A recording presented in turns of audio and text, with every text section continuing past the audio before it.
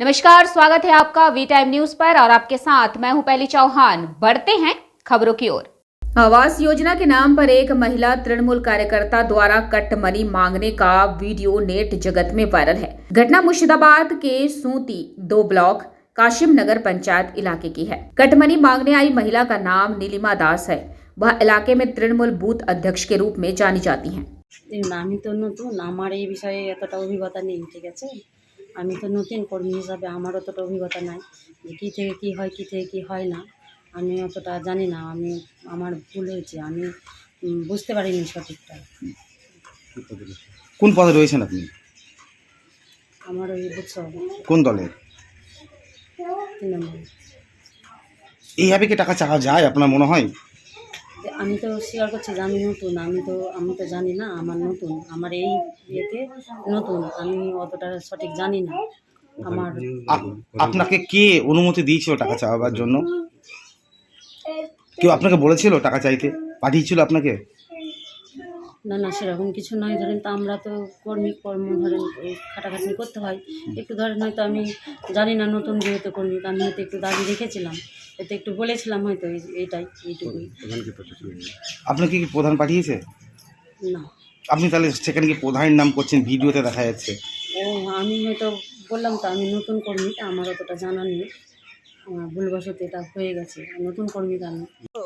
তার আগে এসছে 4-5 দিন আসা হয়েছে। আর আসা কি বলছে এসে? বলছে যে আমাকে টাকা দাও, এখনই টাকা দাও। আরেকদিনে বলছে যে আধার কার্ড দাও, জেরক্স দাও, ছবি দাও, বইয়ের দাও, এটা সেটা আমাকে বলে গেছে। ওই দিন আমাকে জোর করে টাকা নিয়েছিল, আমি টাকা নাই, আমার খাইতে পাই না, আমার টাকা নেই, আমি কি করে দিই? কত টাকা চাইছে? ওই দিন 5,000 চাচ্ছিল, আর কাল এসে বলেছে 20,000 নিব। কিসের জন্য টাকা নিতে চাইছে? কিসের লাগে টাকা নিবে তাই তো আমি এত ভেবে পাই না। বাড়ির টাকা ঢুকেছে আপনার? কিসের লাগে টাকাটা দিব? বাড়ির টাকা ঢুকেছে আপনার? বাড়ি টাকা ঢুকেছে, সেই কারণে কি টাকা নিতে এসেছিল? আর ওই কারণে মনে হয় এসছে, না তো কিসের আমার জন্য টাকা চাইতে আসবে? মানে তারা কি বলছিল এসে, যে টাকার ভিতরে কি বলছে? ওটাই বলছে যে আমাদের আবদার আছে, আমরা আবদার আছে বলছে যে আমরা পাবো, আমরা দিব, আমাদের আবদার আছে, আমরা না হলে হবে না, উঠবে না টাকা। আচ্ছা, বাড়ির নামে? হ্যাঁ, বাড়ির নামে। কোন দলের কর্মী ও? দলের আছে, কি করে বলবো, ওকে তো সঠিক চিনে নেই না, আমরা তো ছেলেরা মানুষ বাইরে ছিলাম। আমার ছেলে তো ছিল না বাড়িতে, আমি তো টাকাটা উঠে নিই। আমার ছেলেটা রাত্রে এসছে বাড়ি, ওকে বলেছি কি আমার ছেলেটা নেই বাড়িতে, তো বেড়ে কাজে গেছে, তো টাকার লেগে রোজ আমাকে ফরমান করে বলতে আসছে। আপনার অ্যাকাউন্টে কি টাকা চলে এসছে? টাকা ইয়াতে ঢুকেছে না, বইয়ে ঢুকেছে না, এসেছে ওটা সঠিক এখনো বুঝা যাচ্ছে না। এখানে হাতে আমি টাকা পাইনি, তার আগে ওই আমার সাথে লড়াই করতে আসছে, আমি কি করে কি বলবো বলো? আমি বুড়ো মানুষ, আমি কোনো লেখার পান বুঝি? আমি নাম্বার কিছুই তো আমি চিনি না। প্রধান নাম করে টাকা চেয়েছে, কি করছে ওই জানে। ওই তো বলছি যে আমি তো কিছু বলতে পারি না, আমি কিছু বলতে পারবো না। দেখুন, আবাস যোজনা নিয়ে শুধু একটা কাশিমনগর নয়, এই নীলিমা দাস আর কত নীলিমা দাস আর নিলয় দাস আছে, কিংবা জামিরুল, আমিরুল, টামিরুল সবাই আছে ধরেলেন। এরা সিস্টেমেটিকভাবে ঊর্ধ্বতন নেতৃত্বের নির্দেশে অনুসারে এরা গরিব মানুষদের কাছ থেকে ঘরের নাম করে, এবং লিস্টটা যেহেতু শাসন ক্ষমতায় থাকার জন্য তাদের হাতে অগ্রিম থাকে, এর জন্যে তারা লিস্টটা দেখতে পায়, আর দেখতে পাওয়ার পর যে এই নামগুলো সিলেকশন হয়েছে তাদের বাড়িতে গিয়ে হামলা করে, টাকা দিতে হবে, না হলে ঘরের নাম কাটিয়ে দেব, এই বলে তারা কিন্তু করে। কিন্তু তাদের দলের ফের আবার কি, যে ধরা পড়ছে সে চোর, আর যে ধরা না পড়ছে সে বলছে আমি সাধু। কিন্তু সাধু কেউ নয়, কেন এদের চেন সিস্টেমে এদের টাকা কালেকশন হয়, আর তার জন্য দায়ী এদের ঊর্ধ্বতন নেতৃত্ব, প্রধান থেকে আরম্ভ করে, এবং ঊর্ধ্বতন নেতৃত্বর কাছে তার পার্সেন্টেজ যায়। এটা কিন্তু অহরহ ঘটনা, শুধু কাশিমনগর না, সুতি 2 গোটা ব্লক, সুতি থানার এলাকায় যতটা ব্লক আছে, সুতি 1 এবং গোটা মুর্শিদাবাদ জেলায় এই কাটমানির ব্যবসা এরা করছে। এদের একটা কি শৃঙ্খলা কমিটি করেছে কেন্দ্রীয়, মানে রাজ্য স্তরের দিকে শুনেছি আমরা। তো এরা শৃঙ্খলা কমিটি, এই চোরদের বাঁচানোর জন্য শৃঙ্খলা কমিটি আমার মনে হয়। কেননা ওনারা আবার বলেছিলেন যে এফআইআর করবে, থানায় অ্যাকশন নেবে। থানাওয়ালারা তো কই অ্যাকশন নিতে পারে না, এগুলো দেখতে পায় না, বুঝতে পারে না। যেমন কোনো কেসে কোনো অভিযোগ না থাকলে সোমোটো কেস করতে পারে, কিন্তু থানাওয়ালারা এগুলো ভিডিও মারফত জানতে পারছে, কিংবা নিউজ মাধ্যমে জানতে পারছে যে সত্য ঘটনা সে স্বীকার করছে, অতএব তারপরে কোনো অ্যাকশন নেওয়া হয় না। এটা খুব দুঃখ এবং লজ্জাজনক ঘটনা। কেননা এই গরিব মানুষেরা মাথার উপরে ছাদ থাকবে, আর সেই ছাদের টাকা ওদেরকে দিয়ে দিতে হবে, তো ছাদ কোত্থেকে হবে? তাহলে ছাদ তো করতে পারবে না। হয়তো বৈধ টাকা দিচ্ছে, নাহলে অবৈধ টাকা দিচ্ছে। কেননা সে বৈধ ঘর নাই, ওর হয়তো ছাদের বাড়ি, এর জন্য তার কাছ থেকে টাকা নিচ্ছে, সেটাও নেওয়া উচিত না।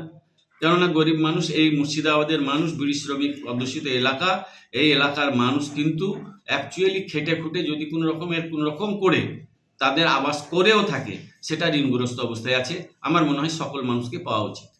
যে টাকা চাইতে গিয়েছিলেন তার সঙ্গে আমরা কথা বলেছি, তিনি বলছেন তিনি কাউরি গাইডলাইন ছাড়াই নিজে টাকা তুলছেন, এটা কি একা সম্ভব? একদম মিথ্যা কথা বলছে ও।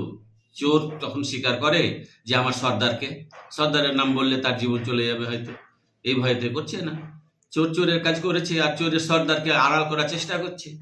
তৃণমূল মানেই রন্ধে রন্ধে তাদের চুরি আর কাটমানি, এটা আজ থেকে নয়, আমরা তৃণমূল সরকার আসার পর থেকেই দেখেছি আবাস যোজনায় যে দুর্নীতি বারংবার চলছে।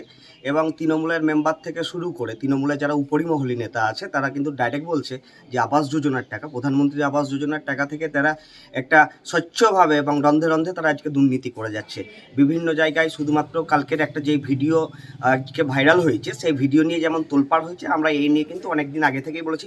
প্রত্যেকটা বুথে যদি আপনারা লক্ষ্য করেন, তৃণমূলের যারা জয়ী সদস্য রয়েছেন বা সদস্যা রয়েছেন বা জেলা পরিষদ থেকে শুরু করে তৃণমূলের যে সমস্ত নেতৃত্ব রয়েছেন, তারা কিন্তু একই রকমই মানুষকে এইভাবেই ধমকান এবং হুমকি দেন। এবং সেই জিনিসটা আজকে প্রকাশ্যে চলে এসছে, মানুষ আজকে বুঝতে শিখেছে, মানুষ আজকে জেনে গেছে যে তাদের হকের টাকা থেকে আজকে তৃণমূল একটা কাটমানির দাবি করছে। তৃণমূল আজকে চাইছে বৃহত্তর স্বার্থে তাদের দল গঠনের জন্য এবং উপরিমহলকে সন্তুষ্ট রাখার জন্য যে লাখ লাখ টাকার আজকে মেম্বার, প্রধান এবং বিভিন্ন সক্রিয় নেতা হওয়ার জন্য যে টাকা লাগে, সেটা মানুষের কাছ থেকে, মানুষের হকের টাকা থেকে নিচ্ছে। আজকে 20,000 কেন, বিভিন্ন জায়গায় 50%ও টাকা নেওয়া হয়। এমনকি যাদের দোতলা বাড়ি রয়েছে তাদেরকেও আজকে দেখেছি আবাস যোজনার উপভোক্তা করা হয়। যারা চাকরি করেন তাদেরকেও আবাস যোজনার উপভোক্তা হয়। এবং তারপরে আমরা দেখেছি যে সমস্ত তৃণমূলের মেম্বার রয়েছে তারাও কিন্তু তাদের নিজের নামটা নথিভুক্ত করে। এই জিনিসটা চলছে, আজকে নয়, এটা আজকে বহুদিন ধরে চলছে এই জিনিস। মহিলা বিষয়টাকে নিয়ে দেখুন, এটা তো একটা ঢাকার একটা বিষয় রয়েছে।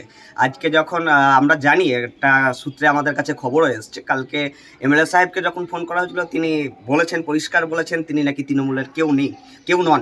কিন্তু আমরা জানি যে তিনি কাশিমনগর অঞ্চলের যে গাজীপুর গ্রামে তিনি হচ্ছেন বুথ সভাপতি সেইখানকার তৃণমূলের। সেইখানকার স্থানীয় বাসিন্দা থেকে শুরু করে সকলেই বলেছে, এবং ভিডিওতেও আমরা সেটা পরিষ্কার করছি। কিন্তু তাদের স্বচ্ছতা বজায় রাখার জন্য, তাদের সক্রিয়তার ভাব ঠিক রাখার জন্য আজকে তারা দাবি করছেন সে তৃণমূলের সাথে যুক্ত নয়। কিন্তু এটা পুরোপুরি পরিকল্পিতভাবে তারা আজকে সুষ্ঠুভাবে তাদের দলের ভাবমূর্তি রক্ষা করার জন্য এটা দাবি করেছে। কিন্তু এটা সবাই মানুষ জানে এবং ভিডিওতেও সেই সত্যতা উঠে এসেছে। এসব কিছু স্বার্থন্বেষী মানুষ জড়ো হয়েছে, যারা তৃণমূলকে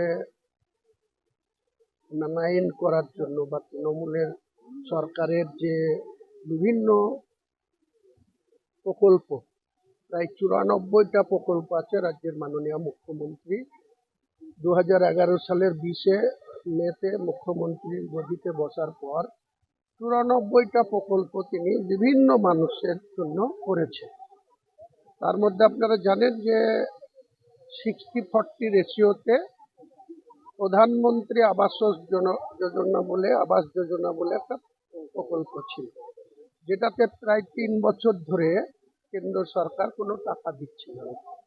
একটা ঘরের টাকাতে 60% কেন্দ্র সরকার দিত আর স্টেটের শেয়ার থাকতো 40%। তো বারবার বলে 100 দিনের কাজেরও টাকা দেয়নি। আমাদের লোকসভা ভোটের আগে আমাদের মুখ্যমন্ত্রী সেটা অনেক টাকা দিয়েছিল যারা কাজ করেছিল কেন্দ্র সরকারের নির্দেশ মতো। সেই সমস্ত ম্যান্ডেটের লেবারদের পেমেন্ট রাজ্য সরকার 2024-এর লোকসভা ভোটের আগে দিয়েছে। সেই সময়তেই আপনারা জানেন 2023-এর 1 অক্টোবর গান্ধীজির রাজঘাটে আমাদের নেতা অভিষেক বন্দ্যোপাধ্যায়ের নেতৃত্বে আমরা এমএলএরা, বিভিন্ন সাংসদরা, রাজ্য নেতৃত্ব সবাই আমরা এই শুধু আবাস যোজনা আর 100 দিনের কাজের টাকার জন্য বাংলার যে প্রকল্পর টাকা এখানকার বিজেপিরা বন্ধ করে রেখেছে কেন্দ্রের সরকারকে বলে, তো সেইটা যাতে পশ্চিমবাংলার মানুষ বঞ্চিত না হয় তাদের ন্যায্য অধিকার যাতে পাওয়া যায় তার জন্য বারবার আন্দোলন করা হয়েছে, কিন্তু ততও টনক লড়েনি কেন্দ্র সরকারের, বিজেপি সরকারের। এখানকার যারা বিজেপি করে, যারা বিজেপির লিডার অফ দ্য অপোজিশন আছে, তিনি বাংলাকে আরো বেশি অনুন্নয়ন করার দিকেই এগাচ্ছে। মানে উন্নয়ন ওনার ভালো লাগে না, তাই মমতা ব্যানার্জির এইসব প্রকল্পতে যাতে ঠিকঠাক করে অগ্রগতি না হয় তার জন্য পদে পদে তিনি বাধা সৃষ্টি করেন। তাতে কিছু আমাদের যায় আসে না। আমাদের মাননীয় মুখ্যমন্ত্রী 94টা প্রকল্পের মাধ্যমে প্রত্যেকটা মানুষকে, প্রায় রাজ্যের যে 11 কোটি মানুষ আছে তার ভিতরে প্রায় 9 কোটি মানুষকে বিভিন্ন সুবিধায় বিভিন্ন প্রকল্পের আওতায় এনেছে। তো আবাসন প্রকল্পটা এখন বাংলার বাড়ি হয়েছে, যেহেতু কেন্দ্র সরকার কোনো টাকা দিচ্ছে না, কাজে রাজ্য সরকারের কোষাগার থেকে 100 দিনের কাজের ম্যান্ডেটের টাকা দেওয়া হয়েছে, ম্যান্ডেটদের লেবারদের টাকা দেওয়া হয়েছে।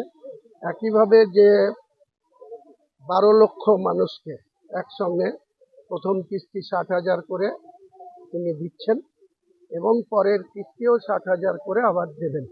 এছাড়াও আরো 16 লাখ পেন্ডিং আছে, যেটা ইনকোয়ারি করে কমপ্লিট আছে। 16 লক্ষ মানুষ আরো বাংলার বাড়ি পাবে, সেটা 2025-এর জুন মাসে পাবে 8 লক্ষ, আর 2026-এর জানুয়ারির মধ্যে পাবে আবার 8 লক্ষ। মানে টোটাল যারা ইনকোয়ারি করে যারা ন্যায্য বেনিফিশিয়ারি, যোগ্য বেনিফিশিয়ারি, বিভিন্ন অ্যাঙ্গেল থেকে ইনকোয়ারি করে যেটা দাঁড়িয়েছে 12 লক্ষ এখন দেওয়া চলছে, দিয়েছেন। ফার্স্ট কিস্তি 60,000 করে ছেড়ে দেওয়া হয়েছে, আর আবার 60,000 করে দেবে। কে বা কাহারা, সে যত বড়ই মাতব্বর হোক, যত বড়ই নেতা হোক, তার পিছনে যতই প্রধান থাক বা পঞ্চায়েত সমিতি থাক বা জেলা পরিষদের কোনো মেম্বার থাক বা কোনো এমএলএ থাক, শুধু মুখ্যমন্ত্রী বলেছেন যে এই আবাসন প্রকল্পের বাড়ির টাকা পেতে কোনো তৃণমূল স্তরের জনপ্রতিনিধিরা যদি টাকার ডিমান্ড করে, অর্থাৎ টাকা চায়, তাহলে যথাযোগ্য জায়গায় জেলা শাসক আছে, ব্লকের বিডিওরা আছে, আমরা এমএলএরা রয়েছি, আমাদের কাছে অভিযোগ পেলেই আমরা কিন্তু এটা কড়া হাতে ব্যবস্থা নেব যে টাকা চাইবে। কারণ এটা মুখ্যমন্ত্রী অনেক কষ্ট করে 12 লক্ষ মানুষকে এই বাংলার বাড়ির টাকা দিচ্ছেন, আরো 16 লক্ষকে তিনি 1 বছরের মধ্যে দেবেন বলেছেন। वी टाइम न्यूज के लिए मुर्शिदाबाद से मिलन सरकार की रिपोर्ट।